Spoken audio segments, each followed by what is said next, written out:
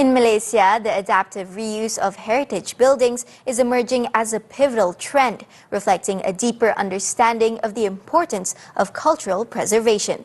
This approach not only breathes new life into historic structures, but also intertwines them with contemporary culture, fostering a sense of community and identity. Nightline's Muhammad Nadir Asfar has the report.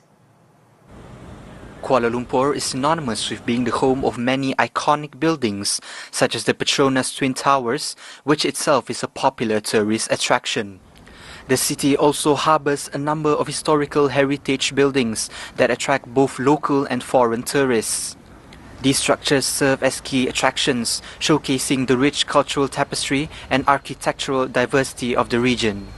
By preserving these sites, the city not only enhances its appeal but also fosters a greater appreciation for its history among visitors and residents alike.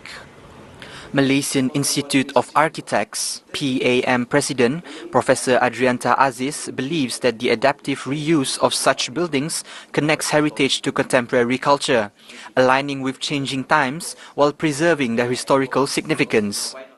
Where adaptive reuse of heritage buildings is gaining momentum in Malaysia as awareness grows about the value of cultural preservation.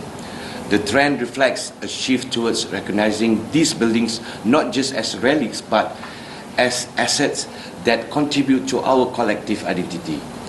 Several projects have set inspiring examples, notably the transformation of Rex KL, a former cinema turned cultural hub, demonstrate how adaptive reuse can foster vibrant community spaces. He also noted that architects must strike a balance when working on these buildings to ensure their architectural or social significance without compromising their historical value.